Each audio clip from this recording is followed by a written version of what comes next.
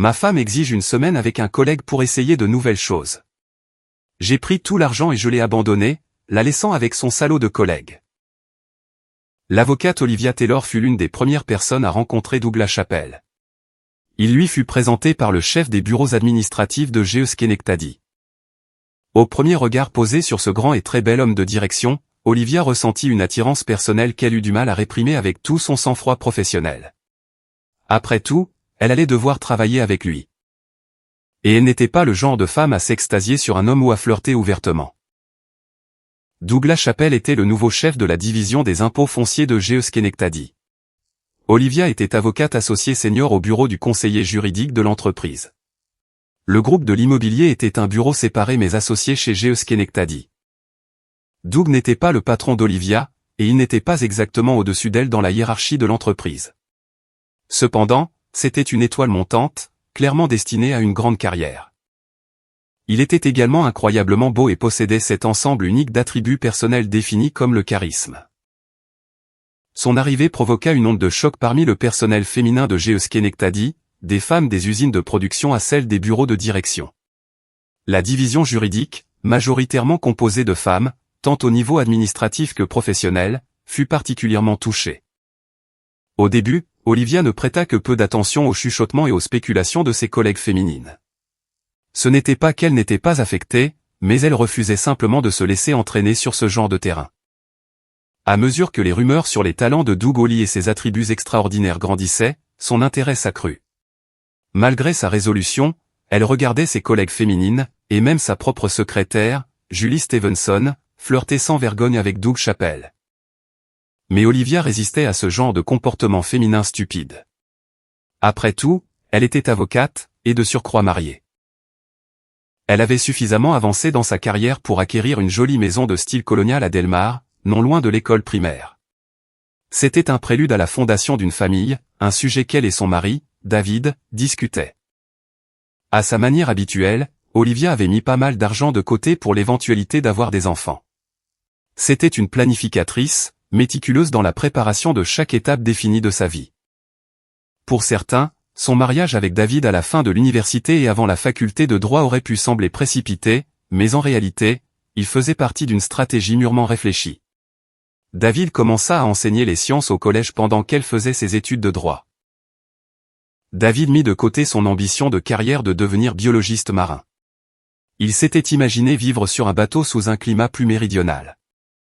C'était le genre de rêve romantique auquel David était enclin, et une part substantielle de ce qui le rendait si attachant aux yeux de sa femme plus pragmatique. Finalement, David apprécia l'enseignement et, au cours des 2 dernières années, il retourna à l'université le soir et l'été pour des études supérieures. Cependant, avec leurs 2 revenus, le couple était désormais bien préparé à devenir parents. Le rêve de David resterait juste cela, un rêve échoué sur les rives de l'Upper Hudson River. Leur chien, Buster, arriva comme la seule vague inattendue dans l'existence ordonnée d'Olivia. Buster était un chien de refuge. David, le mari d'Olivia, avait emmené sa classe au refuge pour animaux lors d'une sortie scolaire. Au refuge, David découvrit un petit chiot abandonné, d'une apparence si laide qu'il semblait difficile à adopter. Mais, éternel romantique, David tomba sous le charme de 2 grands yeux marrons. David ignora la physionomie maladroite et laide du croisement de lévrier irlandais et de Saint-Bernard et ramena le nouvellement baptisé Buster à la maison pour le présenter à Olivia. Elle, au premier regard, eut des doutes sur cet ajout à leur petit foyer, mais cela semblait une maigre compensation pour la perte d'un grand rêve. Le chiot devint un chien monstrueusement grand et laid qui effrayait les visiteurs, mais seulement pour un instant. Buster était un géant affectueux dont la seule menace était de vous lécher à mort. Olivia s'était surprise à aimer cette grande bête presque autant qu'elle aimait son mari. C'étaient 2 grandes créatures adorables qui paraissaient étranges et féroces, mais qui étaient aimantes et belles à l'intérieur. Olivia avait une maison, un chien et un mariage heureux et comblé, avec la promesse d'enfants à venir. Ou du moins, c'était le cas jusqu'à ce que Doug Chappell commence à la courtiser. Elle était exactement son type, une jolie fille qui mûrissait en une femme encore plus belle. Elle n'avait pas encore perdu la timidité et l'appréhension de sa jeunesse et avait encore ce visage d'innocence si séduisant chez une jeune mariée. Mais surtout, elle se tenait à distance de lui. Pour un homme qui jouissait d'un succès facile avec les femmes, celles pour lesquelles il devait faire des efforts étaient toujours plus désirables. Un après-midi, en entrant dans le bureau d'Olivia, Doug dit « Nous devons faire quelque chose à propos de ces beaux triples nets dans la ville de Colonie. » Il contourna le bureau d'Olivia jusqu'à se tenir presque contre elle. Il avait un bras sur le dossier de sa chaise de bureau et l'autre pointant vers la feuille de calcul qu'il avait posée sur son bureau. La division immobilière de GE avait une longue histoire de succès dans la lutte contre les impôts fonciers. Cependant, la ville de Colonie était un adversaire redoutable. La ville connaissait une expansion commerciale importante depuis les années 1960 et avait développé une défense vigoureuse de ses évaluations. « Que proposez-vous » demanda Olivia à Doug. Elle avait tourné sur sa chaise en disant cela, ce qui la plaça pratiquement entre ses bras. Elle était assez proche pour sentir la chaleur de son corps, et elle sentit son attirance presque magnétique. Je pensais, puisque les baux nous assignent les droits des propriétaires, que nous pourrions engager des procédures in rem sur les évaluations foncières. Sur toutes, demanda-t-elle. Il la regarda droit dans les yeux en répondant. Oui, sur toutes. Je n'aime jamais laisser quelque chose d'inachevé. Elle sentit qu'il parlait de plus que des baux, et cela déclencha en elle une excitation à la fois exaltante et effrayante. C'est une grosse entreprise. Vous verrez qu'il y aura une forte défense. Je trouve qu'une offensive robuste peut toujours surmonter la défense. Olivia commença à travailler sur les dossiers fiscaux avec Doug. Il engagea des experts indépendants, fit les premières contestations fiscales, et Olivia commença à préparer les requêtes in rem et du latin pour « dans la chose », qui dans ces cas était le bien immobilier. Il n'y a pas d'action contre un défendeur, seulement une demande pour que le tribunal examine l'évaluation. La ville maintenait ses évaluations, qui étaient presque toutes à la norme de 150% de la valeur au lieu de la valeur réelle requise par la loi. Néanmoins, Olivia devait fournir beaucoup de travail pour préparer ses affaires pour le procès. Doug gardait le travail sous sa supervision personnelle, ce qui l'obligeait à avoir beaucoup de contact avec Olivia. Il ne plaisantait pas en lançant une offensive significative, à la fois dans les affaires fiscales et contre la résistance d'Olivia à ses avances sexuelles.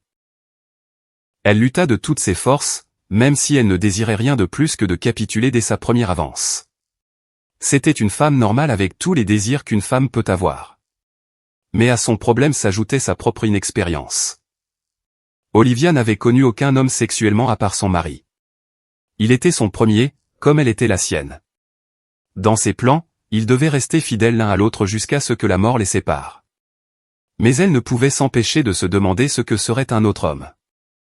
Elle ne doutait pas que Doug était extraordinaire au lit. Plusieurs femmes de son propre bureau avaient prétendument réchauffé ses draps, y compris la secrétaire d'Olivia, Julie, qui avait eu une liaison de 2 mois avec Doug. Julie se vantait même de ses expériences avec Doug et n'avait mis fin à la liaison que lorsque son mari était devenu méfiant. Le mari de Julie n'était pas du genre à tolérer ou à comprendre. Olivia n'était pas Julie. Et bien que David, le mari d'Olivia, ne soit pas du genre jaloux, sa confiance et son amour inconditionnel rendaient plus difficile pour Olivia de le trahir. Elle n'était pas une trompeuse. Olivia n'agirait pas dans le dos de son mari. Mais Doug était difficile à résister. Et au fond d'elle, elle savait qu'elle ne voulait pas résister. Ce n'était pas que David était un mauvais coup au lit, mais il était ordinaire, une taille au-dessus de la moyenne, un physique en dessous de la moyenne, et moyennement pourvu là où ça comptait. Si l'on jugeait les hommes sur leur caractère, David était un prince. Il était certainement le prince d'Olivia, et elle l'avait su dès leur première rencontre, assis l'un à côté de l'autre en première année de biologie. Ils s'étaient tout simplement accordés à tant de niveaux. Elle aimait David, mais il y avait quelque chose chez Doug qui le rendait irrésistible. Fidèle à sa parole, Doug mena une offensive déterminée. Il flirtait sans vergogne. Il complimentait ses cheveux, ses chaussures, sa robe, et le moindre petit bijou ou éclat qu'elle portait. Si elle était honnête avec elle-même, Olivia aurait reconnu que presque depuis la première apparition de Doug dans les bureaux de GE, elle s'habillait différemment. Elle avait arrêté de porter des pantalons au travail. Ses vestes de tailleur à rayures surmontaient des jupes assorties qui devenaient plus moulantes et plus courtes à chaque changement de saison. Tout chez Olivia commença à changer, de sa coiffure et son parfum au haut en dentelle des bas qui remplaçaient ses collants. En apparence, Olivia, l'avocate guindée, résistait, mais la femme sensuelle en elle poussait pour sortir. Doug Chappelle savait comment défaire les lacets d'une femme. Il suggéra un déjeuner de travail. Mais hors du campus, où il pourrait travailler sans être dérangé. Un verre après le travail suivi de près le déjeuner. Justin, dit-il. Tu l'as bien mérité. Un verre mènerait à un retour tardif à la maison. Au début, David attendait avec Buster, mais à mesure que l'été laissait place à l'automne, David était souvent absent, travaillant sur son bateau, disait-il. Le premier été où il enseignait, il avait acquis un petit sunfish et appris à naviguer sur le lac George. Finalement, David alla travailler l'été au Yacht Club d'Albany, gagnant à peine plus que le salaire minimum. Olivia se disait que cela maintenait en vie une partie de ses rêves. Cela s'ajoutait au fonds qu'il mettait de côté pour fonder une famille, une sorte de fonds pour bébé. Olivia ne pouvait pas s'opposer à ce que David soit absent alors qu'elle rentrait si souvent tard, mais Buster était toujours là pour l'accueillir avec un regard interrogateur. Ou était-ce un regard accusateur? Si Buster connaissait son conflit intérieur et à quel point elle marchait dangereusement vers le bord du gouffre, il ne pouvait rien dire. Si David soupçonnait quelque chose, il faisait semblant de ne pas le remarquer. Les choses atteignaient clairement un crescendo lorsque le long hiver de New York s'installa avec une tempête de verglas en octobre. David avait eu ce qu'il décrirait comme une « mauvaise journée ». Ce n'était pas qu'il détestait enseigner. En fait, il appréciait le défi. C'est une profession bien plus difficile que les gens ne le pensent. Il y a une quantité énorme de politique avec un petit « p ». Il faut écouter les absurdités que les administrateurs de l'école vous racontent, puis trouver comment faire le travail malgré eux. Il faut gérer les machinations de ses collègues enseignants, écouter leurs plaintes et éviter de s'impliquer dans leur vie personnelle et leurs ressentiments professionnels. Puis il y a les parents, qui sont soit trop impliqués dans la vie de leurs enfants, soit trop indifférents, car il n'y a jamais de juste milieu. Enfin, il y a le travail lui-même. David enseignait à 3 classes de sciences générales de 9e année, avec une moyenne de 26 élèves par classe, soit 78 élèves au total. Année après année, il défilait dans sa classe, ignorant du monde physique qui les entourait et préoccupé uniquement par qui sortait avec qui. Ce que faisaient leurs pop stars ou rappeurs préférés, et surtout, par leur apparence et la façon dont ils étaient perçus par leurs camarades de 9e année. Il serait le premier à admettre qu'il avait la tâche plus facile que les professeurs d'anglais, de mathématiques ou d'études sociales. La science était une matière qui pouvait capter l'attention d'un élève, surtout si l'on provoquait une petite explosion au début du cours. Il était facile d'attirer leur attention, mais plus difficile de la conserver. Et en ce sens, il avait le travail le plus difficile de tous, trouver un moyen de transmettre les règles de l'univers aux futurs bâtisseurs et façonneurs de notre société. Il réalisait à quel point une ignorance de la science pouvait être dangereuse pour la société. Sa responsabilité était compliquée par les administrateurs, les parents, les politiciens.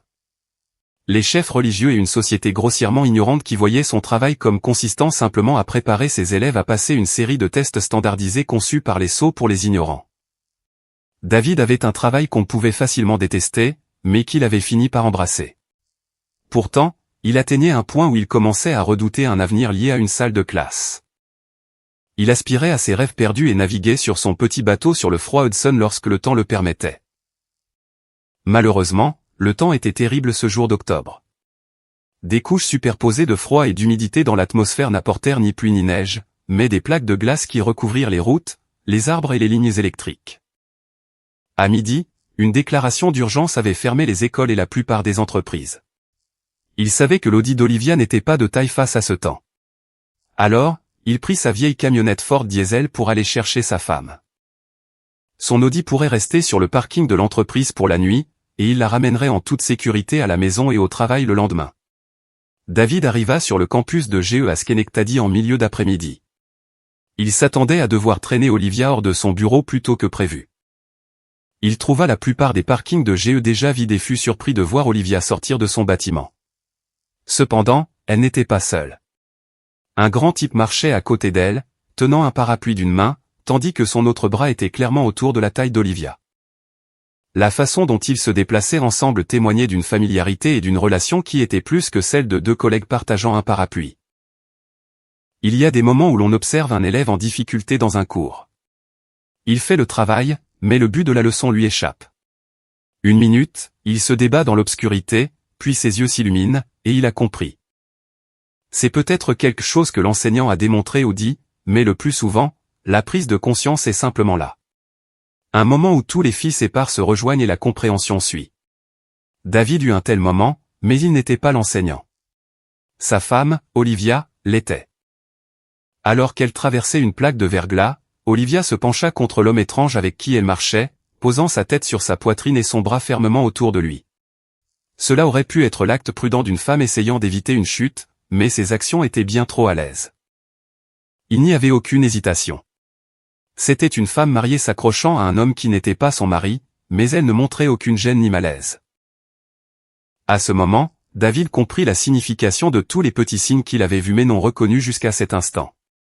La façon dont elle s'habillait pour le travail, l'air vague et distrait qu'elle affichait à la maison depuis des mois, et ses retards sérieux et constants pour rentrer.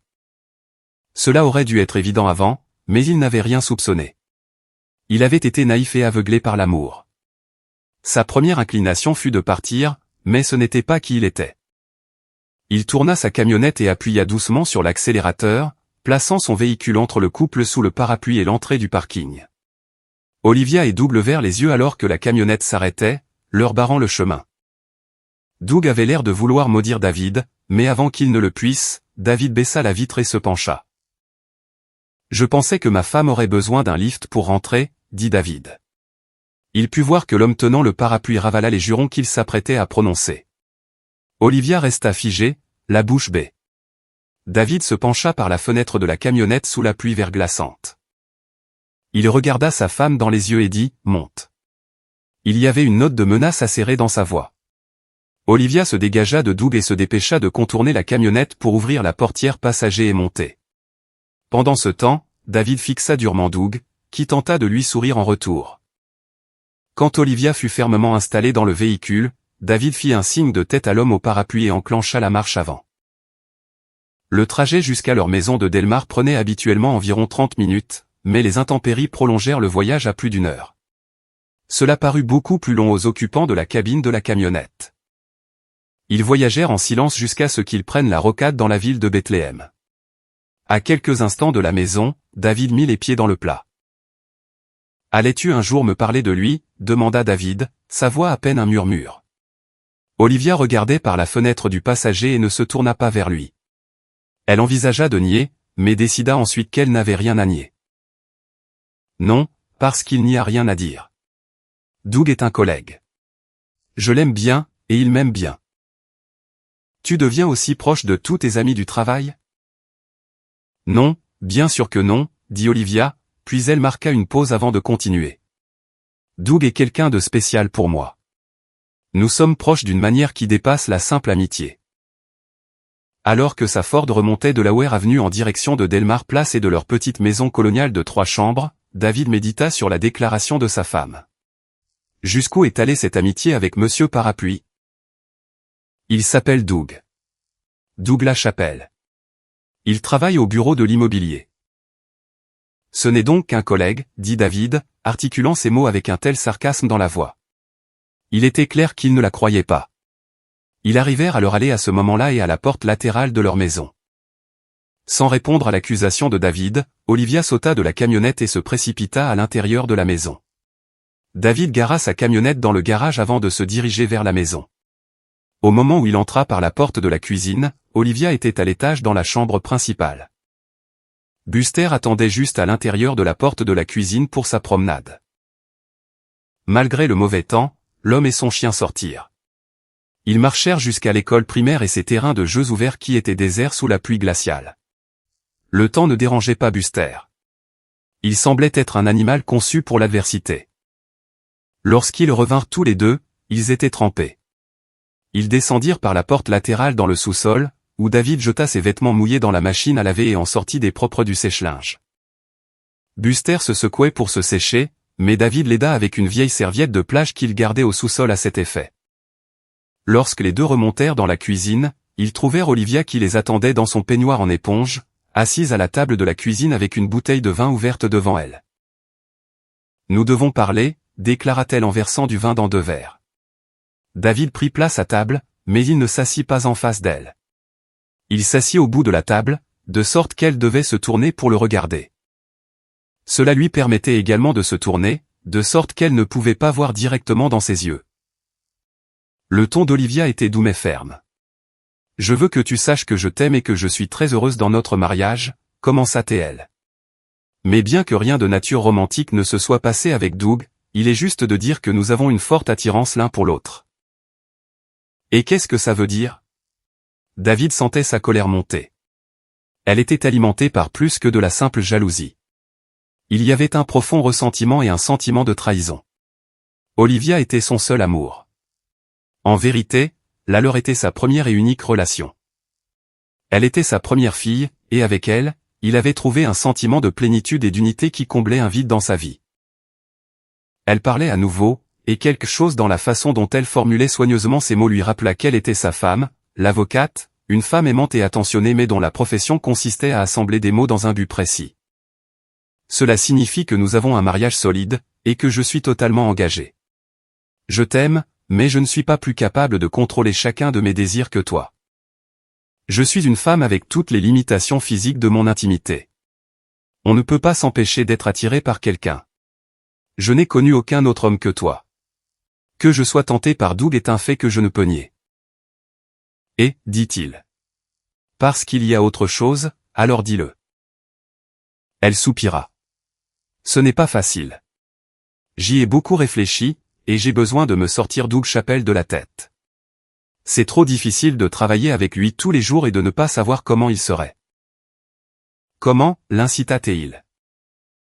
Tu es le seul homme avec qui j'ai été au lit. Il est censé être spectaculaire. Je ne peux pas m'empêcher d'être curieuse, et il m'a fait savoir qu'il me veut. Pourtant, je ne l'ai même pas embrassé, et je ne le ferai pas. Sauf si, elle laissa ce dernier mot en suspens, mais David s'était détourné pendant qu'elle parlait, et à son dernier mot, il se leva et dit, « Buster a besoin de manger. » Olivia laissa tomber l'affaire. Elle était prise entre l'amour qu'elle avait pour son mari et le désir qu'elle avait en tant que femme. 3 semaines s'étaient écoulées depuis la tempête de verglas. Le climat avait changé, et c'était un mois de novembre inhabituellement doux. Le temps semblait devenir de plus en plus imprévisible chaque année. Il y avait un ouragan de fin de saison dans les Caraïbes, mais entre Olivia et David, c'était un gel intense. Ils se parlaient à peine depuis la conversation, ou plutôt, le monologue d'Olivia à la table de la cuisine. Quand Olivia retourna au travail après la tempête, Doug voulut savoir ce qui s'était passé avec David. « Il n'a pas été violent, n'est-ce pas ?» demanda Doug.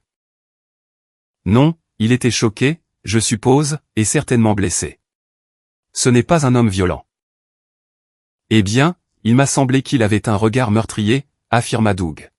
« Non, il est juste blessé. »« Je l'ai blessé, » dit Olivia en s'éloignant. Doug n'était pas un homme physiquement courageux, et l'apparence de David démentait son tempérament doux. C'était différent du mari de Julie Stevenson, Louis, dont la petite taille et la carrure fine dissimulaient un tempérament violent. Thanksgiving passa, et bientôt Noël arriva, ainsi que la fête de fin d'année du bureau. C'était une petite réception, juste pour le bâtiment, et sans stimulation alcoolique. Pourtant, tout le monde fit une apparition, même brève. En ce mois de décembre, Doug avait déjà eu affaire à la majorité des femmes les plus séduisantes de Schenectady. Aucune d'entre elles ne s'était plainte. Seule sa conquête d'Olivia n'avait pas réussi, mais le combat n'était pas encore terminé. Depuis l'apparition malheureuse et inopportune de son mari en ce jour de verglas d'octobre, Olivia avait gardé ses distances. Mais avec le temps, les choses recommençaient à paraître prometteuses. Doug réussit à attraper Olivia juste devant son bureau alors que la fête commençait à se terminer. L'instant d'après, ils étaient dans son bureau, la porte fermée, en train de s'embrasser. « Je ne peux pas, » dit-elle en se dégageant. « Pourquoi ? Tu as dit que ton mari ne nous causerait pas de problème. C'est quand même de la tromperie. Je dois mieux à David que ça. Et qu'est-ce que tu te dois à toi-même, dit-il. Tu sais ce que tu veux. Tu ne peux pas le nier. Il l'attira dans une étreinte serrée et l'embrassa. Malgré tous ses efforts, elle répondit et mit la chaleur de sa passion à peine contenue dans son baiser. Il lui fallut toute sa volonté pour se séparer. Je suis désolé, sanglota-t-elle. Et notre temps est presque écoulé, dit un Doug frustré. Quoi, demanda-t-elle. Je suis promu au siège de New York. Je pars fin janvier. Ils ne l'ont pas encore annoncé, répondit-elle.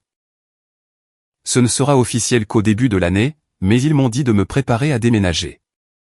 Sur ce, Il l'embrassa à nouveau, mais Olivia continua de le repousser. Sur le chemin du retour, Olivia réfléchit à sa situation. Elle voulait Doug, mais pas pour toujours. Son départ était une bonne chose, mais elle avait l'impression de passer à côté de quelque chose qui ne se représenterait plus. Elle aimait son mari, David, et voulait une maison et une famille avec lui. Cependant, soudainement, la maternité lui semblait un piège qui se refermait sur elle avant qu'elle n'ait eu l'occasion de vivre sa vie. Doug lui avait demandé ce qu'elle se devait à elle-même. Ne se devait-elle pas quelques expériences avant de vieillir? Était-elle en train de manquer la chance d'être avec quelqu'un comme Doug Chappelle? S'il partait, elle manquerait son occasion, et elle savait que cela ne se reproduirait pas. Au moment où elle gara sa voiture dans son allée, elle s'était convaincue qu'elle devait être avec Doug au moins une fois avant qu'il ne parte pour les bureaux de New York. Mais elle n'allait pas tricher. Elle aurait une conversation avec David et lui expliquerait qu'elle voulait cette unique opportunité de vivre quelque chose de différent. D'une certaine manière, le départ imminent de Doug faciliterait les choses. Ce ne serait qu'une histoire d'un soir, puis il serait parti, et elle et David pourraient reprendre la vie confortable qu'ils menaient. Mais elle aurait eu cette expérience. Elle devait trouver le bon moment pour aborder le sujet avec David. Elle ne voulait pas l'annoncer comme un fait accompli. Ce devait être le point de départ d'une discussion où ils pourraient parvenir à une entente mutuelle pour faire précisément ce qu'elle voulait. Bien sûr, elle ne le voyait pas exactement de cette façon. Habituellement, ils parlaient, et elle obtenait ce qu'elle voulait. Peu de mariages deviennent vraiment égaux. Dans la plupart, l'une des parties est dominante. Le degré de dominance est le point de friction. Dans le cas d'Olivia et David, elle était dominante, et il y avait peu de friction entre eux. David avait jusqu'à présent acquiescé entièrement sur chaque question de leur mariage. Malheureusement, c'est pourquoi le désir actuel d'Olivia était sur le point de déclencher un tremblement de terre qui se préparait depuis longtemps. Elle décida que le meilleur moment pour frapper David avec la réalité de ses désirs était juste après le dîner et avant qu'ils ne se retirent dans leur chambre pour l'intimité. Olivia choisit le dimanche soir après la fête de Noël de son bureau. Elle prépara le rôti en pot préféré de David pour le dîner. Elle prit soin de se faire belle après le dîner pendant que David était sur le canapé à regarder une de ses émissions sur la nature. Vers 21h, elle se glissa à côté de lui sur le canapé. Il se tourna vers elle en sentant la légère trace de son parfum Chanel. Avant qu'il ne puisse parler, elle déposa un baiser sur ses lèvres, puis elle dit « Je veux parler du problème qui s'est installé entre nous. » « Problème ?» demanda-t-il. « Mon attirance pour Doug Chappelle. »« Ce Doug serait Monsieur Parapluie ?» demanda-t-il. « Oui, l'homme sur le parking, dit-elle. Je suis attiré par lui. »« Qu'est-ce que ça veut dire ?» demanda-t-il. « Il me désire sexuellement, dit-elle et marqua une pause. « Et je le désire. » Elle sentit son corps se tendre à côté d'elle, puis il s'écarta. Elle n'accepterait pas son rejet, et elle se rapprocha pour presser son corps contre le sien. Elle posa sa tête sur sa poitrine et prit ses mains dans les siennes. « Ça ne change rien à ce que je ressens pour toi, dit-elle. Je te voudrais toujours. C'est juste que je le veux maintenant, dans l'instant, et seulement physiquement. » David n'en voulait rien savoir. Il la repoussa doucement et la tint à bout de bras. Il la força à le regarder dans les yeux en répondant « Qu'est-ce que tu essaies de me dire? As-tu couché avec lui? » Parce que ce n'est pas ce qu'une femme dit à son mari, à moins qu'elle ne confesse quelque chose. Elle sourit et le regarda à nouveau dans les yeux. « Je ne coucherai jamais avec lui, » commença-t-elle, sans te le dire d'abord. « Alors tu es en train de me le dire ?» questionna-t-il. « Je te dis que je veux avoir cette aventure avant d'avoir des enfants. Nous avons mis assez d'argent de côté pour fonder une famille, mais nous avons hésité. Nous avons attendu. J'ai attendu, et maintenant je sais pourquoi. »« Et c'est ?» demanda-t-il. « Je n'ai jamais été avec un autre homme. Je n'ai jamais su ce que c'était. J'étais trop contrôlé quand j'étais plus jeune. Je n'ai jamais expérimenté la vie. J'étais trop occupé à étudier pour profiter de l'université ou de la faculté de droit. Je veux juste cette seule aventure avant que nous nous installions dans ce qui sera une belle vie, un grand mariage et une famille formidable. Je veux juste ma brève rencontre. »« Tu veux avoir une liaison avec Monsieur Parapluie ?» cria-t-il presque. « Non, seulement une rencontre. Il est promu et part au siège à New York. Il part après le nouvel an. Je veux seulement quelques jours avec lui juste avant son départ. Un week-end et rien de plus. Et si je dis non, demanda David, bien qu'il connaisse déjà la réponse. J'espérais que tu comprendrais que j'ai besoin de cette expérience. Elle ne laissa pas à David le temps de répondre, mais l'embrassa et se pressa contre lui. Sa main chercha et trouva ses parties intimes. Tout va bien se passer, pensa-t-elle alors qu'ils commençaient leur habituelle danse d'amour. De son côté, l'acte d'amour avait une saveur douce amère. Quelque chose avait été perdu. C'était la seule femme qu'il ait jamais connue, et jusqu'à quelques instants auparavant, elle était la seule femme qu'il s'attendait à connaître intimement. Olivia décida que l'affaire était réglée et dit à Doug que son premier week-end de janvier lui appartiendrait. La maison de Doug se trouvait dans une impasse tranquille à Niskayuna. C'était une maison modeste pour le quartier, une maison à paliers multiples de 3 chambres dans un quartier qui favorisait les maisons coloniales à hall central de 5 chambres. Comme convenu, son garage attenant était ouvert et l'attendait. Olivia gara son Audi à côté de la Porsche de Doug. Il l'attendait dans le salon avec une bouteille de vin ouverte. Pendant un instant, il était en contrebas dans le salon alors qu'elle descendait de l'entrée du garage vers l'étage principal. Il eut le plein effet de la robe noire courte qui moulait son corps, mettant en valeur la plénitude de sa poitrine et la courbe séduisante de ses hanches. Elle pouvait voir dans ses yeux un mélange de luxure et d'anticipation. C'était si différent du regard que son mari lui avait lancé alors qu'elle le quittait à peine 20 minutes plus tôt. Les yeux de David avaient été tristes. Il y avait une douleur laquelle aurait voulu effacer si elle avait pu. Mais ceci, comme elle le lui avait dit, était une chose unique, et ensuite elle serait à lui pour toujours. Ils auraient des enfants ensemble. Leur mariage serait solide grâce à un amour capable de survivre à une petite aventure. Le leur serait prouvé comme un mariage fort. Elle dit cela à son mari parce qu'elle le croyait sincèrement. Ce qu'elle s'apprêtait à faire était une aventure et rien de plus. Elle voulait que cela renforce leur mariage et, espérait-elle, son amour pour son mari. Quelque chose en elle croyait que c'était déjà le cas. Son corps frémissait d'anticipation du bout des doigts à la plante des pieds. Son cerveau bourdonnait de l'excitation qu'elle ressentait. Leurs corps se déplacèrent ensemble comme attirés par une force invisible et se rencontrèrent dans une étreinte au centre de son salon. Doug l'embrassa tandis que ses bras l'enlaçaient, mais il s'écarta et dit, « Un verre de vin, et ensuite nous devons aller dîner. J'ai des billets pour The Bandes Visit au Proctor Musical Hall. » Doug savait comment apprécier son prix, l'inviter à boire, à dîner et lui faire passer un bon moment. Il savourait son triomphe et s'assurait de donner autant qu'il recevait. « Je suis entièrement entre tes mains ce week-end, » l'assura Olivia. Ils dînèrent dans un restaurant italien romantique du centre-ville de Schenectady et apprécièrent le spectacle dans le théâtre de vaudeville redessiné et reconstruit. Ils burent très peu, mais quand il la ramena chez lui, il ouvrit une bouteille de champagne. Ils portèrent un toast à leur week-end ensemble avant de se diriger vers la chambre et de passer à la satisfaction de l'attirance qui les avait réunis. Il la déshabilla comme s'il déballait une œuvre d'art inestimable, et il lui dit à quel point elle était belle. Ce faisant, elle réalisa qu'il savourait son corps. Il l'appréciait d'une manière qu'elle n'avait jamais connue auparavant. Elle se sentait aussi belle qu'il le disait, ici avec ce plus bel homme. Ses mains dansaient sur sa chair et firent monter son désir en flèche. Elle lui retira sa chemise, exposant les poils blonds foncés qui couvraient sa poitrine. C'était si différent du torse presque imberbe de son mari. Mais elle chassa rapidement la pensée de David de son esprit. Plus tard, elle pourrait penser à lui.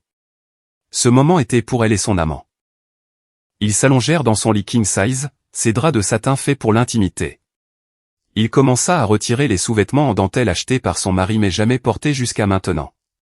Elle dézippa son pantalon, et il le jeta au loin. Il lui laissa son porte-jartel et ses bas.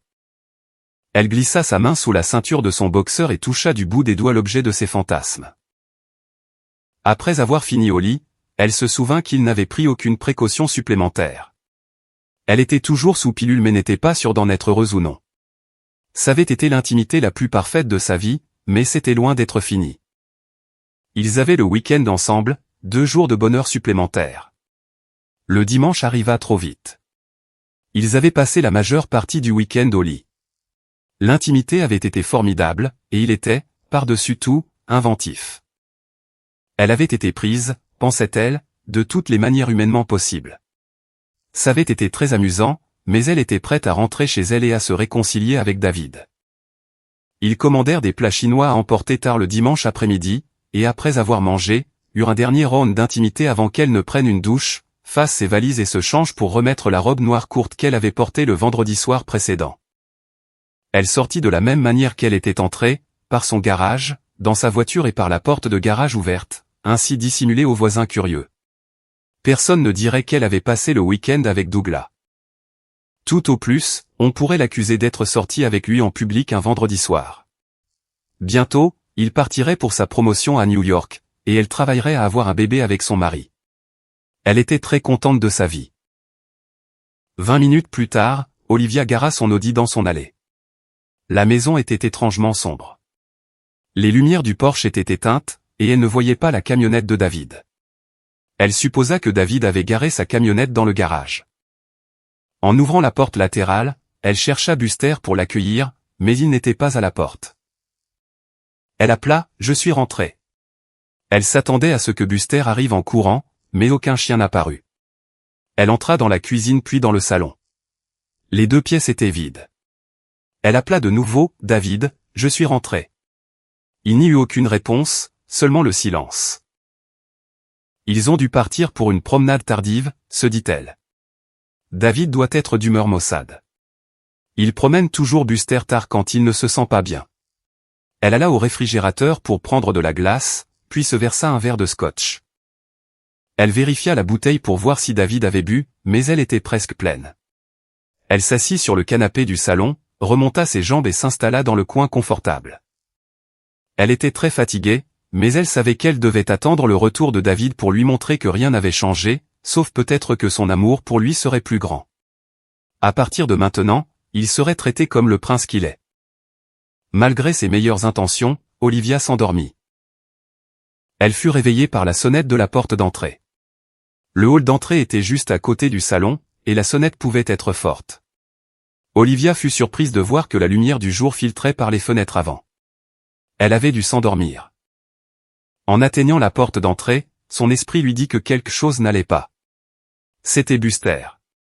Il ne sautait pas de joie près de la porte. Où est Buster, pensa son esprit endormi. En ouvrant la porte, elle trouva une femme assez grande dont les cheveux étaient tirés en arrière.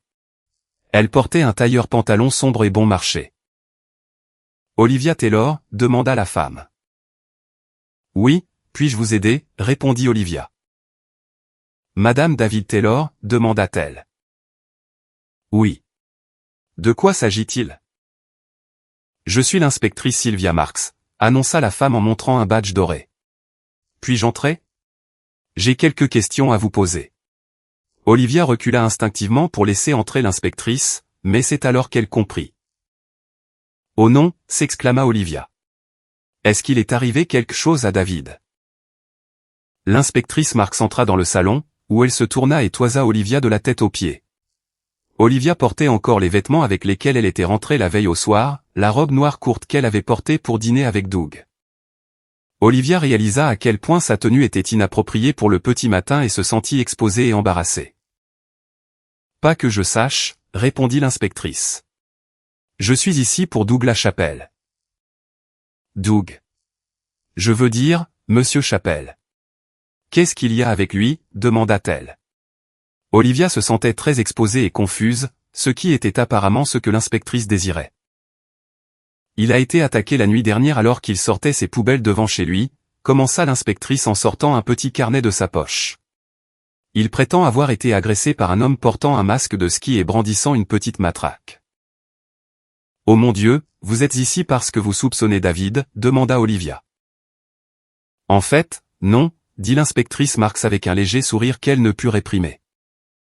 Les coins de sa bouche se relevèrent alors qu'elle disait « David Taylor a été éliminé comme suspect, bien que j'admette que, dans les circonstances, il a été notre première pensée, d'autant plus que Monsieur Chappell s'est empressé de nous dire qu'il avait passé le week-end avec vous. » Le sourire de l'inspectrice Marks s'était transformé en un petit rictus. Olivia se sentit mal et alla s'asseoir sur le canapé, mais finit par s'y effondrer.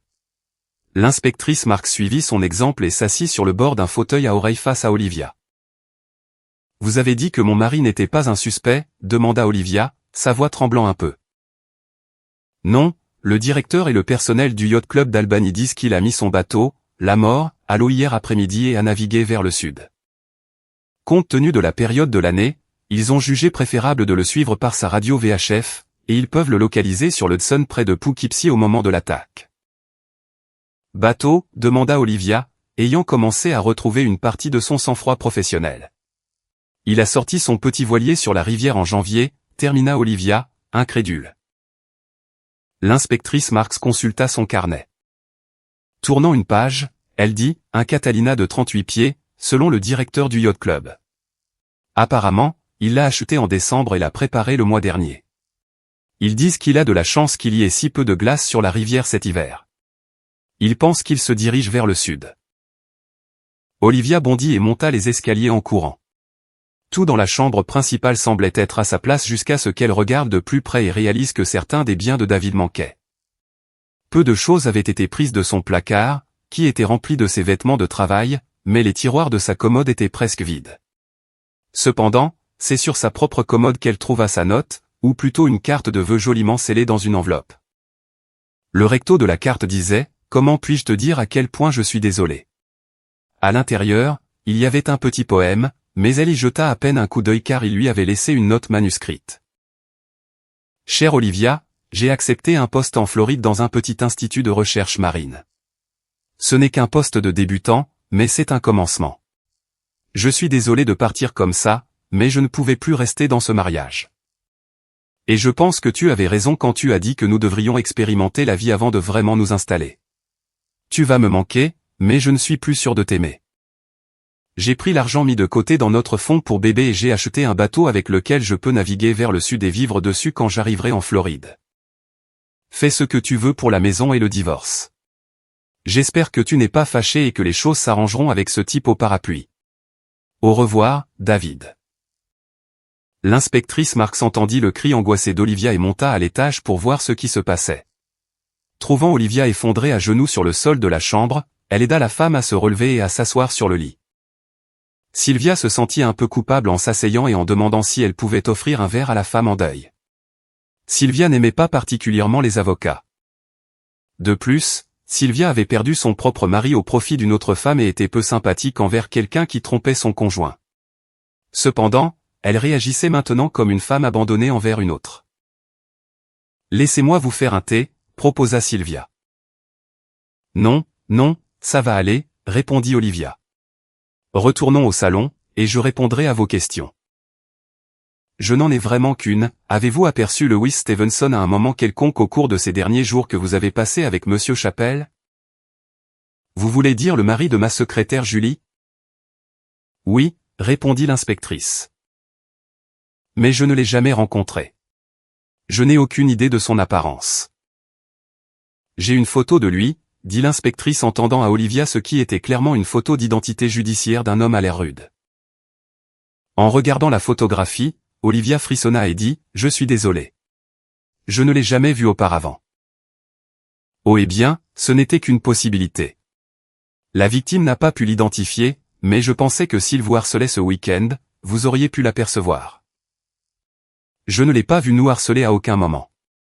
Pensez-vous qu'il a attaqué Doug? Demanda Olivia.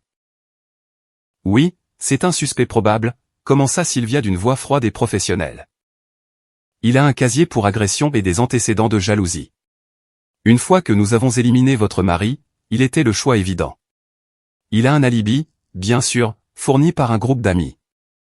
J'espérais que vous pourriez le placer près de la scène pour que je puisse briser son alibi. Désolé, mais je ne peux pas vous aider.